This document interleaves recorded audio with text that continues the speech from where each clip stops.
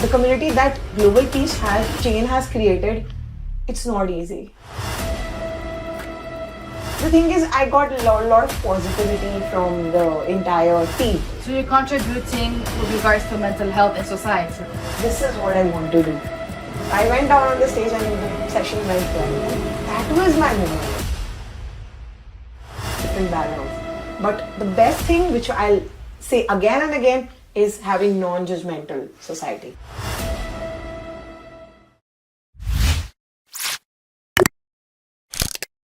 Ridhima, you actually have a quite interesting story. I think you were once a delegate a few years ago. Do you mind telling us more about yourself? How was your journey, how it started, and where you are today, and what are your future endeavors?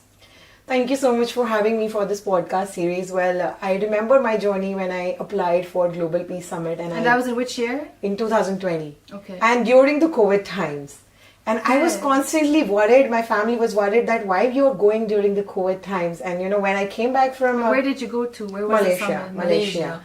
And I had no idea about how these things work. So I took the lunch and I went there and I met the team. And I really didn't know these people. I didn't know what organization is. These people. I didn't know anyone.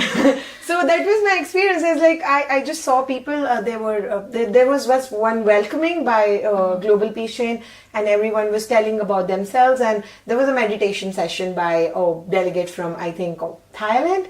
So she was doing that, and I had a lot of questions because I practiced. So I had my first conversation with the team. And over there, I was so excited about what things are happening. So I was just doing stuff with them. I was helping them around, and they were like, "Oh, you know that thing." And I come from India, and I got to know that this is organized by an organization based out of US, and people are from different nations. Yeah. So we had that bonding, Indo-Pak bonding when we talked about. And then Malaysia thing happened and we went under lockdown, all of us. So I think after that the summit happened, but we couldn't make it and we couldn't go. So that's how the journey started actually. But the main journey came when I was working as a content writer for Dubai Summit. So I actually asked them that I really want to work, and I actually specifically asked, please let me know if there's some work. So I got the opportunity that you can do the content writing. Was it a volunteer opportunity? Yeah, as a volunteer opportunity. And I asked them that I want to do content writing, and they were like, why not? So I did the entire content writing part. So the best part about working here is, you know, there's no like compulsion. Even if you're a professional or you're just learning, they train you and guide you from the basics. So I know that like your mentors. The mentors. And I never know that this is how it works. I have worked under pressure, but I never know that this kind of support I'm going to get through this organization. So then I did the content writing. So content writing in India is considered to be one of the like it has become very important, but it's like you're not paid really well when we talk about the content writing part.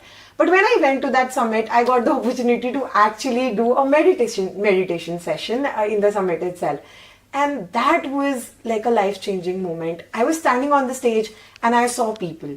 There were like 200 delegates and I saw all of them, and I was... Weren't you nervous or panicking? 200 people? I was actually, my legs were shivering like anything. I was like, I am facing 200 delegates. I have done public speaking, but when you are doing on a global, there's a lot of pressure on you.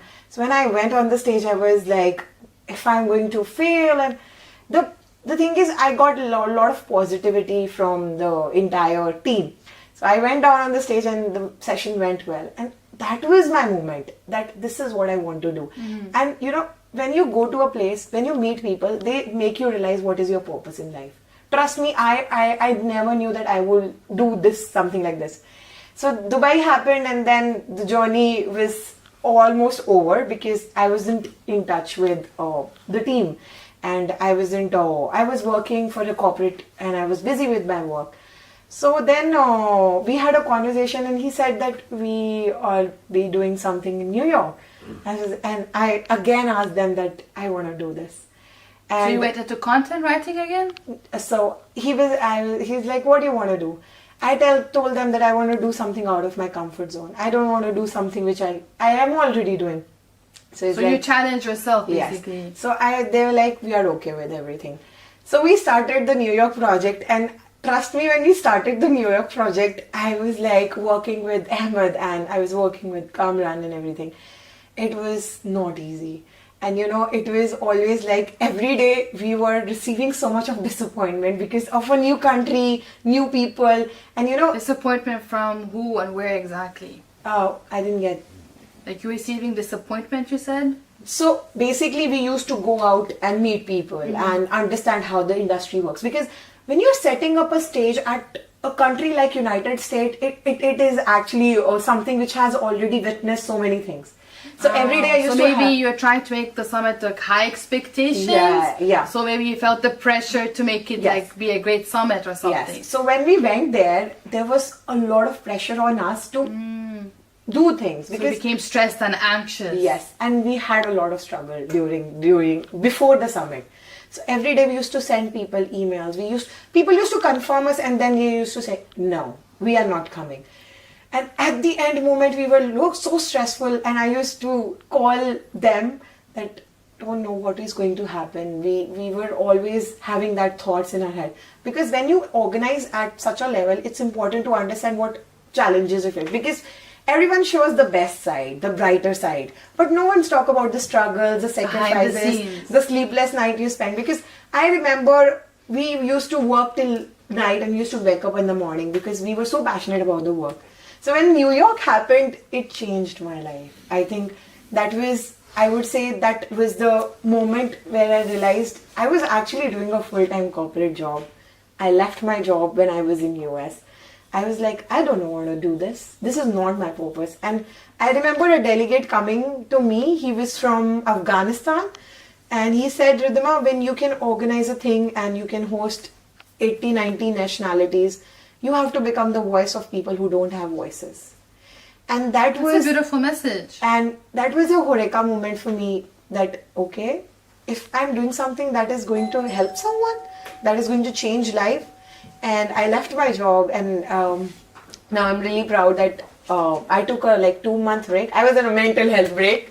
I took a 2-month. We all need a mental health break, so that was actually necessary and needed. Yeah, so I took a 2-month mental health. Everyone in my country. So when you leave a good high-paying corporate job, everyone was like, oh, you're doing the biggest mistake of your yeah, life. you have no money. How will you earn? Everyone was questioning my purpose.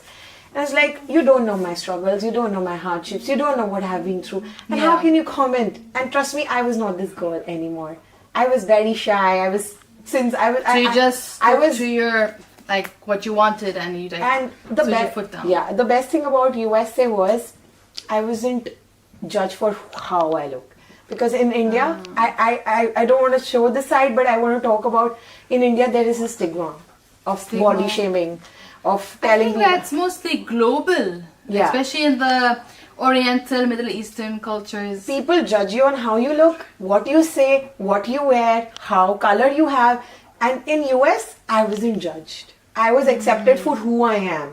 And trust me, when I talk about Global Peace Chain as an organization, we have people coming from different nationalities. Yes, of but course. one thing that connected us is all non-judgmental space, right? And I recognize. And then we came to Qatar and we are doing the same. So I think there's a journey, and it's endless journey, which can't be. And you're always learning. There's always a learning. There's always everything. But I want to share one message through this podcast, which I really feel that we are building a community of non-judgmental people. Even Global Peace Chain, I have never worked with such an organization. Trust me, I've worked with various organizations, national, international, but I have never worked with an organization which creates a community which is non-judgmental, where you're accepted for who you are, and it's okay if you don't know anything. This organization, I'm plunging on it. I've never worked with any organization. I remember I was fired from my job only in 2 days. From a group of 50 people, I was fired because I was doing my work, but I was fired.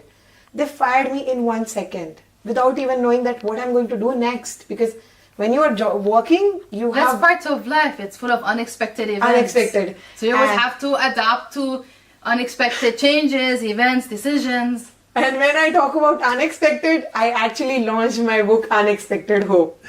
Ah, Yeah. a nice coincidence. She talked about unexpected and I was like, oh, I launched it.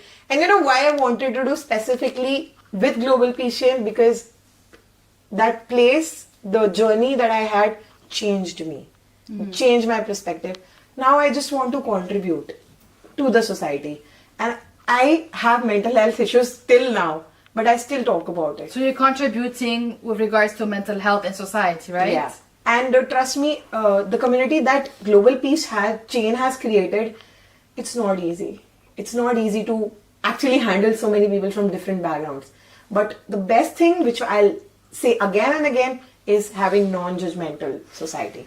And that's my message that I want to give through this podcast, that no matter where we are, where we come from different countries, we come from neighbors, but there's one thing that will always connect us, that is love and friendship, and that takes you everywhere that you want. So yeah, that will be Thank my you so message. much, Rajima, for sharing your story. It was very inspiring and good to have you here. Thank you so much.